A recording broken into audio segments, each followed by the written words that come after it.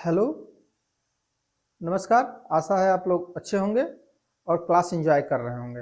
हम लोग income tax पढ़ रहे हैं और इनकम टैक्स में हम लोग बहुत सी क्लासेस देख चुके हैं। जो लोग नहीं देखे होंगे जा करके income tax law and accounts की सीरीज है, उसमें आप देख सकते हैं, प्लेलिस्ट बना हुआ है। हम लोग को आज पढ़ना है बहुत ही पॉपुलर टॉपिक, जैसा कि आप थंबनेल देखे भी होंगे कि टैक्स प्लानिंग क्या है, टैक्स इवेजन क्या है, टैक्स अवॉइडेंस क्या है। ये तीन चीज़ें बहुत इंपॉर्टेंट होती हैं और शायद ही कोई ऐसा एग्जाम हो जो कि ये क्वेश्चन न पूछा जाता हो, चाहे आप बीकॉम के दे रहे हो, चाहे बीए के क्वेश्चन दे रहे हो। और ये बहुत ही क्रूशियल टॉपिक हो, लाइफ टाइम याद भी रखना चाहिए, क्योंकि यदि आप अर्निंग करेंगे तो किस प्रकार से टैक्स को कम कर सकते हैं, किस प्रकार से बचा सकते हैं, ये सब चीज़ों को ध्यान में रखना पड़ता है। क्योंकि कोई अपना इनकम अर्निंग को दूसरे क्यों देना चाहता है। और हम लोग तो स्टूडेंट हैं, थोड़ा समझ में कम आता है लेकिन जब हम लोग अर्निंग करने लगे तब हम लोग को समझ में आया कि इसका महत्व क्या है। तो इसलिए फर्स्ट ऑफ ऑल आप लोग जान लीजिए कि टैक्स प्लानिंग क्या होता है, कैसे टैक्स कम करते हैं, कैसे बचाते हैं, क्योंकि हो सकता है आपके घर वाले कुछ जानना जरूरी हो, तो आप लोग ये सब चीज़ें पता रहना चाहिए। तो चलते हैं विदाउट एनी कोई further discussion, we are going to topic tax evasion. अब जानते हैं टैक्स इवेजन में से क्या होता है? कर वंचना। कर वंचना, कर वंचना, ओके। और सबसे ज्यादा कंफ्यूजन भी होता है जब टैक्स अवॉइडेंस पढ़ाएंगे तो। अभी तो आप लोगों को समझ में आ रहा होगा कि बहुत इजी लग रहा है कर वंचना। कर वंचना का सिंपल सा जो मीन्स है ये है कि कोई ऐसी मिस इन्फॉर्मेशन दे करके आप टैक्स लाइबिलिटी को कम कर रहे हैं। टैक्स लाइबिलिटी को आप कम कर रहे हैं, कर दायित्व, ओके। कर दायित्व को आप कम कर रहे हैं। कैसे कर रहे हैं? मिस इन्फॉर्मेशन दे करके, एक्सेस इन्फॉर्मेशन दे करके, इन्फॉर्मेशन को छुपा करके आप टैक्स लायबिलिटी को कम कर रहे हैं। इसलिए इसको टैक्स इवेजन कहा जाता है और अकॉर्डिंग टू रूल्स ये गलत चीज है, आपको नहीं करना चाहिए। गवर्नमेंट अगर पकड़ लेगी या न्यायालय पकड़ लेगा तो आप पर ये पनिशमेंट भी, पेनाल्टीज भी लगाए जा सकते हैं। ये इलीगल है, इस बात को ध्यान रखना है, ये इलीगल है, इसको नहीं करना चाहिए। लेकिन फिर भी बहुत से लोग कर रहे होते हैं। तो टैक्स इवेजन मीन्स कर वंचना या कर चोरी, ऐसे समझिए, कर चोरी। और ये इलीगल है, अवैधानिक है अकॉर्डिंग टू लॉ। ये कैसे होता है? कोई भी चीजें कभी हम लोग केस देखेंगे आगे तो आप लोगों को बहुत क्लियर ही समझ में आ जाएगा कि किस प्रकार से चोरी होती है। फर्स्ट ऑफ ऑल देखते हैं इसका कुछ definitions. When a person reduce his total income, जानते हैं टैक्स कैसे कैलकुलेट होता है, अभी आगे इसके बाद तो हम लोग टैक्स लायबिलिटी कैलकुलेट कराना है। टोटल इनकम पर टैक्स कैलकुलेट होता है। और आप जानते हैं कि जब टोटल इनकम जो है, टोटल इनकम इसी को कम कर दिया जाए तो क्या होगा? टैक्स लायबिलिटी कम आएगी, क्योंकि टोटल इनकम पे टैक्स लगता है, वहीं टोटल इनकम ही कम हो गया। तो इन दिस कंडीशन में क्या होगा? लायबिलिटी कम हो जाएगी। तो यहाँ पर नहीं बताया जा रहा है when a person reduce his total income by making false claim or by withholding the information regarding his real income। तो जो रियल इनकम है उस रियल इनकम को मिस इन्फॉर्मेशन करना, विदाउट होल्डिंग करना, मिस इंटरप्रेट करना, कोई चीज छुपा लेना, अनरिकॉर्डेड करना, ये सब चीजें क्या होती हैं? टैक्स इवेजन के अंतर्गत आती हैं। So that his tax liability is reduced is known as tax evasion. तो यहाँ पर सिंपल सी बात क्या है कि कुछ ऐसे मिस इन्फॉर्मेशन देना जिससे कि टोटल इनकम कम हो जाए। आफ्टर दैट टोटल इनकम होने के कारण उसका कंसिक्वेंसेस क्या होंगे कि वह टैक्स लायबिलिटी कम हो जाएगी। Next, the evasion is not only illegal, केवल ये इलीगल नहीं है, मैंने बताया ना इलीगल है, दैट इज इलीगल। ये पूछा जाता है क्वेश्चन इंटरव्यू में। टैक्स अवॉइडेंस अभी आगे बात करेंगे तब ज्यादा डिफरेंस पता चलेगा। Only illegal but is also immoral. Immoral means कि अनैतिक भी है, नैतिक नहीं, अनैतिक भी है, एंटी सोशल भी है, एंटी नेशनल प्रैक्टिसेज है। इट मीन्स कि केवल ये अवैधानिक नहीं है, अवैधानिक के साथ साथ ये अनैतिक है, असामाजिक है, नेशनल मीन्स की नेशनल के विरोध में विद्रोह है आपका। एंटी नेशनल का ऐसे नाम भी सुन रहे होंगे, वो एंटी नेशनल है, ये एंटी नेशनल है। तो ये कर वंचना करना एंटी नेशनल है, इस बात को ध्यान रखना है। यदि आप ऐसा करते हैं तो आप ये गलत करते हैं। Therefore, under the direct tax laws, provisions have been made for the imposition of heavy penalty and the institutions of prosecution proceeding against tax evaders। तो यहाँ एंड है।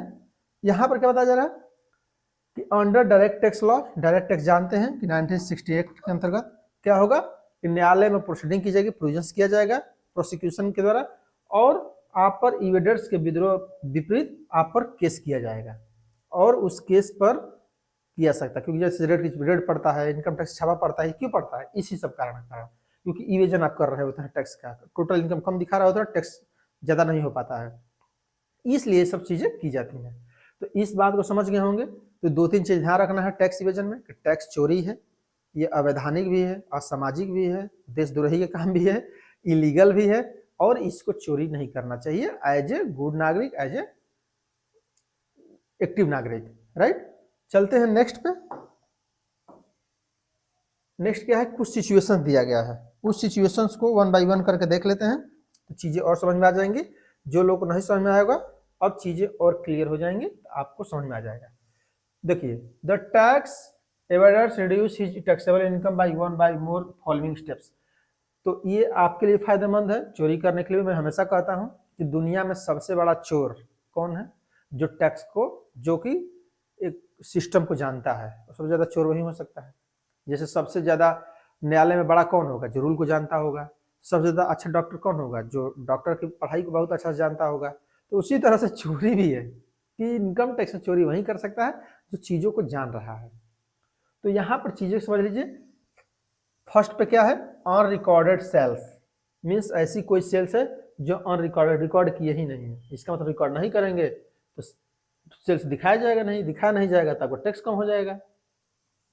Claiming bogus expenses, bad debts and losses, loss नहीं हुआ है तो भी loss दिखा रहे हैं, बैड डेट्स नहीं हुआ है तो भी बैड डेट दिखा रहे हैं, एक्सपेंसेज नहीं हुआ है तो भी एक्सपेंसेज जबरदस्त दिखा रहे हैं, 10,000 हुआ है 20,000 दिखा रहे हैं, ऐसे भी टैक्स चोरी हो रही होगी। Next, charging personal expenses, business expenses, means क्या है कि आप कर रहे हैं पर्सनल यूज, बता रहे हैं बिजनेस की यूज करेंगे। जैसे कार है, कार यूज कर रहे हैं पर्सनल और कह रहे हैं कि बिजनेस में यूज करते हैं तो उसका एक्सपेंडिचर ले रहे हैं। ये सब चीजें भी टैक्स एवेजन के अंतर्गत आती हैं। नेक्स्ट है submission of bogus receipt for character donation. जैसे आप जानते हैं डोनेशन में क्या होता है, ये अक्सर होता है, ये सब ज़्यादा टैक्स चोरी के ही हैं।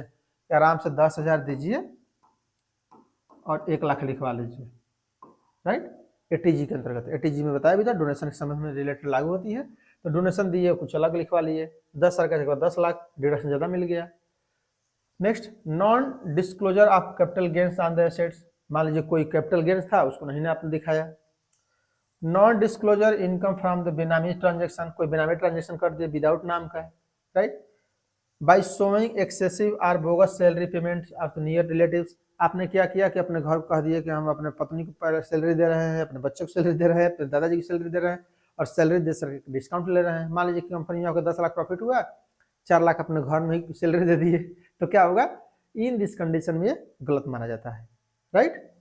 Next, by not showing taxable income in the return of income, और कुछ ऐसे भी होगा जब आप ITR सबमिट कर रहे हैं, उस ITR सबमिट करते समय यदि आप शो नहीं कर रहे हैं इनकम तो प्रॉब्लम है, राइट। नेक्स्ट है, in a brief evade tax his suppress on omitted receipt inflates expenses and claims bogus deductions. तो यहाँ पर बेसिक चीज़ें क्या है कि आप गलत दिखा रहे हैं, रिसिप्ट है तो रिसिप्ट नहीं दिखा रहे हैं, बोगस दिखा रहे हैं, जबरदस्ती के क्लेम कर रहे हैं, ये सब चीज़ें इसके अंतर्गत आती हैं। नेक्स्ट है, now the question is why a person avoid tax. The main reasons of tax evasion are कौन कौन से? डिट्रेशन ऑफ मोरल वैल्यूज, जिसका मोरल वैल्यू नीचे चला जाता है। In society tax evaders is not a bad person if he rich, he is a responsible person in the society.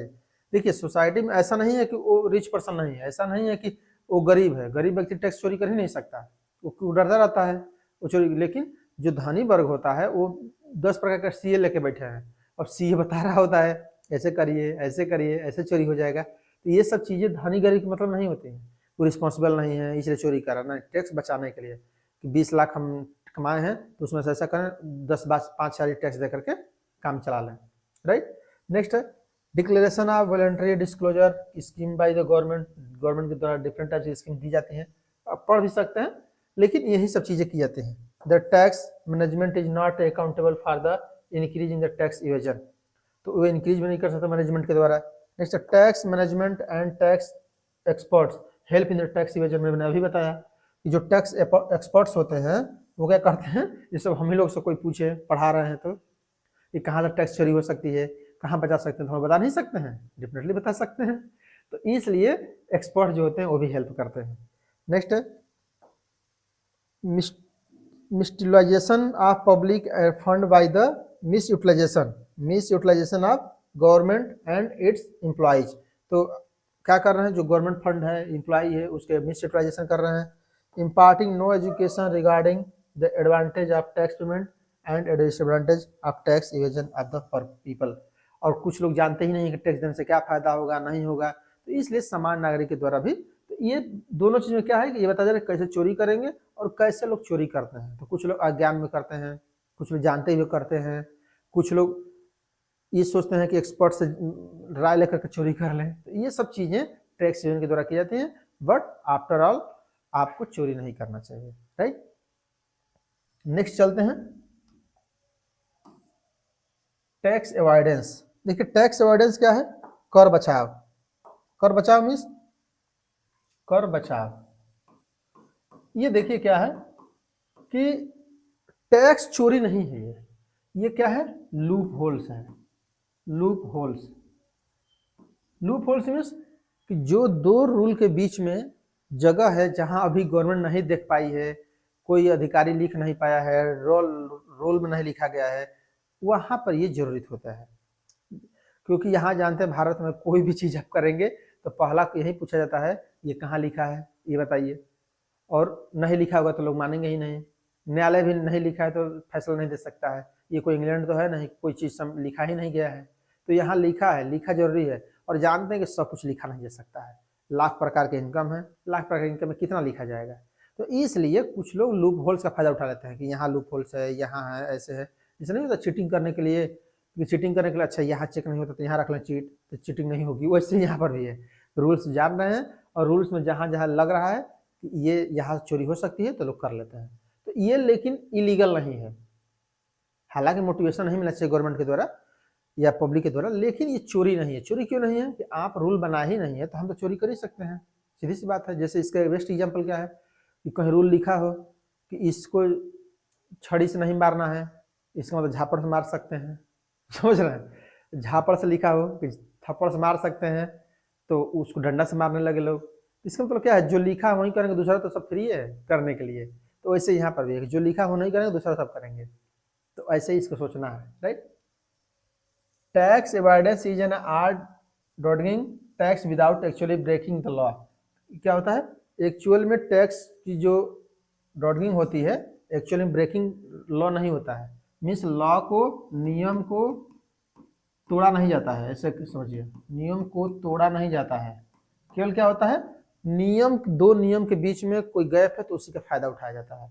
जैसे मैं बताया ना कि जिससे एक एग्जाम्पल याद रखिएगा ये लाइन कि आप कहीं लिखा हो कि इनको थप्पड़ से नहीं मारना है, इसका मतलब है कि थप्पड़ छोड़कर सब कुछ से मार सकते हैं, वैसे यहाँ पर भी है कि जो लिखा है उस लिखे हुए को छोड़ दीजिए और जो बचा सब चोरी कर लीजिए, कोई दिक्कत नहीं। It is a method of reducing tax incidence by the availing of certain loop holes in the law.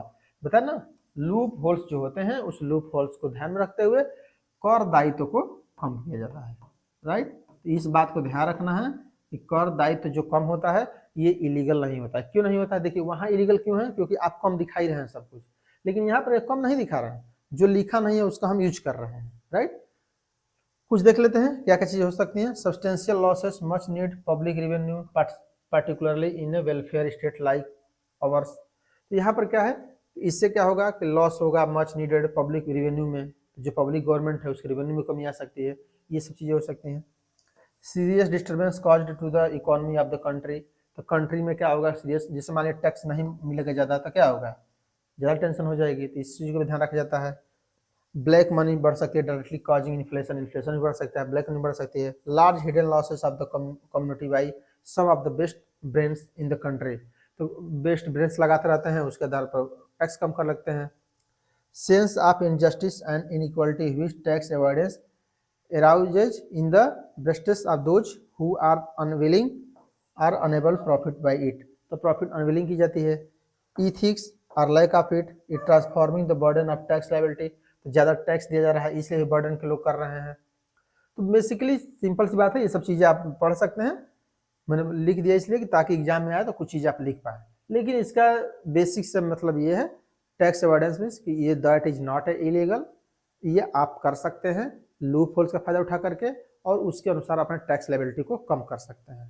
इसी को टैक्स अवॉइडेंस कहा जाता है। ये हमेशा याद रखिएगा, टैक्स इवेजन क्या है, टैक्स अवॉइडेंस क्या है। अवॉइडेंस मीन्स रूल को वायलेट नहीं किया जा रहा है, रूल वही है, हम क्या कर रहे हैं, टैक्स को कम कर रहे हैं। कहाँ से, जहाँ चीज़ें नहीं लिखी गई हैं उसको यूज करके। जबकि टैक्स इवेजन क्या है कि हम गलत दिखा ही रहे हैं सब कुछ, मतलब हाई लो कुछ ना कुछ ऐसा कर रहे हैं, राइट। और देखिए एक चीज़ होती है टैक्स मैनेजमेंट, टैक्स प्लानिंग या टैक्स मैनेजमेंट। देखिए टैक्स प्लानिंग क्या है, टैक्स प्लानिंग मीन्स कि जो भी आप ईयर चल रहा हो, जानते हैं कि जो भी आप टैक्स प्लानिंग कर रहे हैं वो कब करेंगे। प्लान मीन्स क्या होता है, पहले से करना, जो भविष्य में क्या करना है उसको पहले से डिसाइड करना है, प्लानिंग है। ये तो पढ़े ही होंगे, भविष्य में जो चीज़ें हो रही, इसका मतलब कोई भी चीज़ होगी 1 अप्रैल टू 31 मार्च, इसके बीच में ही कोई डिडक्शंस लेंगे तभी अलाउ होगा टैक्स प्लानिंग के द्वारा। तो यहाँ पर बताया जा रहा है कि अगर टैक्स प्लानिंग करना है कि हम टैक्स को कम कर पाएँ, जो कि अधिकार भी है, हम अर्निंग कर रहे हैं तो क्यों नहीं चाहेंगे टैक्स कम हो। और मान लीजिए कि कोई चाहता है कि टैक्स प्लानिंग हो रही है तो हम क्या करें, LIC मान लीजिए जैसे छूट मिलता है 1,50,000 तक, सोचा कि LIC के प्रीमियम ले लेते हैं, राइट। उसी तरह से मान लीजिए कि कहीं पे मेडिकल इंश्योरेंस लेना है, मेडिकल इंश्योरेंस ले लिया, कहीं डोनेशन देना है ATG के अंतर्गत, वो भी ले लिया, कहीं HRA हाउस रेंट्स दिया जा रहा है वो भी ले जा सकता है, कहीं मान लीजिए कि डोनेशन देना है, डोनेशन तो हो गया, HRA मान लीजिए कि हो गया, और बहुत चीज़ें हैं। अगर मान लीजिए कि ये सब चीज़ें करके आप टैक्स की चोरी कर सकते हैं, जैसे कंपनी कोई मान लीजिए कि पॉलिटिकल पार्टी को आप चंदा दे दीजिए, डोनेशन, इससे कम कर सकते हैं। तो ये तो आपको इसी के बीच में करना होगा ना, अब ऐसा तो है नहीं कि बाद में करेंगे। अब 31 मार्च के बाद LIC करेंगे तो मिलेगा आपको, 31 मार्च के बाद आप डोनेशन देंगे तो मिलेगा आपको, नहीं मिलेगा। इसका मतलब क्या है कि ये टाइम के अंतर्गत किया जाता है। तो टैक्स प्लानिंग क्या है, ऐसे समझिए दोनों चीज़ों में। टैक्स इवेजन क्या है, कर की चोरी वाला चीज़ है, गलत सही दिखाना। टैक्स अवॉइडेंस क्या है, लूप होल्स का फायदा उठाना। और टैक्स प्लानिंग क्या है कि वेल क्वालिफाइड तरीके से जितना चीज़ें दी गई हैं उसको अपना इनकम में ऐड करके टैक्स लायबिलिटी को कम कर लेना है। दोनों में डिफरेंस क्या है टैक्स प्लानिंग और टैक्स अवॉइडेंस में। टैक्स अवॉइडेंस में हम लूप होल्स का फायदा उठाते हैं, जो नहीं लिखा गया है उसका फायदा उठाते हैं, जबकि टैक्स प्लानिंग में जो लिखा गया है, जो कि फायदे के लिए लिखा गया है उसका हम फायदा उठाते हैं। जो लिखा है पॉजिटिव है, जो लिखा है उसी, जैसे मान लीजिए डोनेशन लिखा है 1,00,000 रुपया डोनेशन देंगे तो टैक्स फ्री हो जाएगा, डोनेशन दे दिए। मान लीजिए कि आपको पता है कि हम हाउस, जैसा मैं रहता हूँ रेंट पर रहता हूँ, तो मैं तो चाहूँगा तो 5,000 रुपये कम से कम 60,000 रुपये तक तो बचा सकता हूँ टैक्स, क्योंकि लिखा गया है TC2 डिडक्शंस में, डिडक्शंस आप ले सकते हैं। मान लीजिए कोई घर में डिसेबल्ड पर्सन है उसका ले सकते हैं, मेडिकल इंश्योरेंस कराए हैं उसका ले सकते हैं आप। मान लीजिए कोई NPS में डाल रहे हैं, नेशनल पेंशन स्कीम में, उससे आप ले सकते हैं। कोई प्रोविडेंट फंड है उसमें ले सकते हैं। तो जब ये सब लेने को ही टैक्स प्लानिंग कहा जाता है। Are you understand? तो आई थिंक कॉन्सेप्ट क्लियर हो चुका है। दोनों में अंतर क्या है कि एक चीज़ें हैं जो कि नहीं लिखा गया है उसका फायदा उठाना है, और एक है जो लिखा गया है उसका फायदा उठाना है।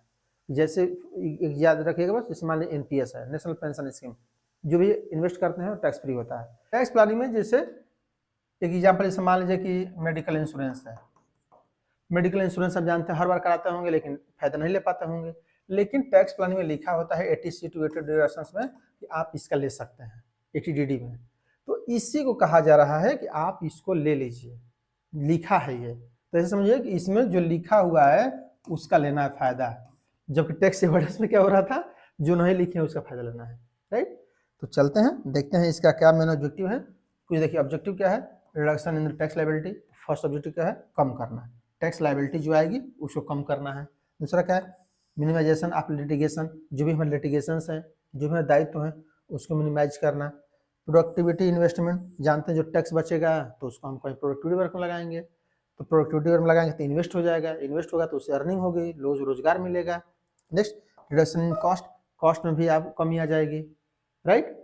जिससे मान लीजिए कोई टैक्स बचा लिया तो उससे कॉस्ट में कमी आ ही सकती है। जैसे मान लीजिए कि कोई न्यू कंपनी ओपन हुई है, जानते हैं 10 साल तक स्टेज में कोई कंपनी ओपन होती है तो अर्निंग क्या होता है, टैक्स फ्री होता है। तो अर्निंग टैक्स फ्री होगा तो कॉस्ट में कमी नहीं आएगा जब टैक्स नहीं देना है तो, इसलिए, राइट।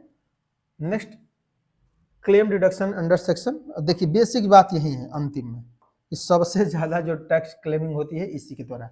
मीन्स अगर आपसे कोई पूछे एक लाइन में कि टैक्स प्लानिंग क्या है, टैक्स प्लानिंग, तो समझिए इसी का यूज करना है, टैक्स प्लानिंग है। जो इसमें डिडक्शंस दिया है या इसमें या और जगह पर डिडक्शन दिया है ऐसी बात नहीं है, लेकिन इसको यूज करना है, टैक्स प्लानिंग है। दोनों में डिफरेंस समझ में अब आई थिंक आ गया होगा। टैक्स इवेजन क्या है, चोरी है। टैक्स एविडेंस क्या है, जो नहीं लिखा है वो करेंगे। और टैक्स प्लानिंग क्या है, जो लिखा है वो करेंगे। ओके, उसी के अनुसार हम टैक्स लायबिलिटी कम कर लेंगे। नेक्स्ट क्या है, healthy growth of the economy. अगर टैक्स बचाएंगे अपनी इनकम को तो अच्छा जगह इन्वेस्ट करेंगे, हेल्दी ग्रोथ होगा। ये अच्छी चीज़ है कि हम जो बताया गया है, गवर्नमेंट खुद कह रही है कि 1.5 लाख रुपए तक टैक्स फ्री है LIC करने पर, तो हम क्यों ना LIC करें, इसलिए ये हेल्दी ग्रोथ है। नेक्स्ट लास्ट में एम्प्लॉयमेंट जनरेशन, जब इकोनॉमी ग्रोथ करेगी तो फाइनली एम्प्लॉयमेंट जनरेशन भी होगा, रोजगार भी बढ़ेंगे। तो ये सब चीज़ें टैक्स प्लानिंग में होती हैं। तो आई थिंक आपको tax evasion, tax avoidance and tax planning आपको समझ में आ गया होगा कि कर वंचना क्या है, कर बचाव क्या है और कर नियोजन क्या है। बस अंतिम बस ध्यान रखिएगा, ये इलीगल है, ये जो नहीं लिखा है उसका यूज किया जाता है, और ये प्लानिंग जो लिखा है उसका यूज किया जाता है। 3 लाइन बस। और ये इलीगल है, इस बात को याद रखना है, ये नहीं करना होता है। ये आप दोनों में से कर सकते हैं, गवर्नमेंट पनिश नहीं करेगी, ये तो एकदम नहीं करेगी, राइट। ये पकड़ जाएंगे तब कुछ संभावना बनेगा, लेकिन नहीं, क्योंकि लूप होल्स किए हैं, लूप होल्स किए हैं, लॉ लिखा ही नहीं है तो भारत में कहाँ होगा, समझ रहे हैं। यहाँ अगर है, सोचिए, एक मैं हमेशा एग्जाम्पल बताता हूँ, हेलमेट के लीजिए। हेलमेट किसके लिए जरूरी है, जो ड्राइवर है, चलाने वाला है गाड़ी को, लेकिन वो अगर ना लिखा हो तो कोई मानता ही नहीं, आपको बता दो। यहाँ ये स्थिति है कि ड्राइवर के लिए भी लागू है, लेकिन गवर्नमेंट लिख के बताए कि हेलमेट पहनना जरूरी है, तभी लोग पहनेंगे, नहीं तो नहीं पहनेंगे। क्यों, क्योंकि पुलिस पकड़ेगा तुरंत कहेंगे कहाँ लिखा है हेलमेट पहनना, तो इसलिए गवर्नमेंट कहते हैं उनको लिख ही देते हैं। इसलिए हम लोग का संविधान, IRPC, CRPC, डिफरेंट टाइप्स के 1000 प्रकार के बुक्स पढ़ी हुई हैं। हर बार कुछ ना कुछ 2 साल 4 साल में GST है, तो इनकम टैक्स है, डायरेक्ट टैक्स है, CRPC है, तो कोड ऑफ कंडक्ट है, कुछ ना कुछ लागू होता रहता है। इसी कारण से, क्योंकि हम लोग रूल्स को देखते हैं, लिखी हुई चीज़ों को देखते हैं, इथिक्स नहीं देखते हैं, अपनी मोरलिटी नहीं देखते हैं। इसलिए अंतिम में एक लाइन से समाप्त करना चाहता हूँ इस क्लास को, कि जिस देश में रूल्स ज़्यादा होते हैं उस देश के नागरिक सबसे ज़्यादा खराब होते हैं, और जिस देश में रूल्स जितना कम होंगे समझिए उस देश के नागरिक उतना ही ज़्यादा अच्छे हैं। तो यहाँ तक क्लास को समाप्त करते हैं। Thank you for watching.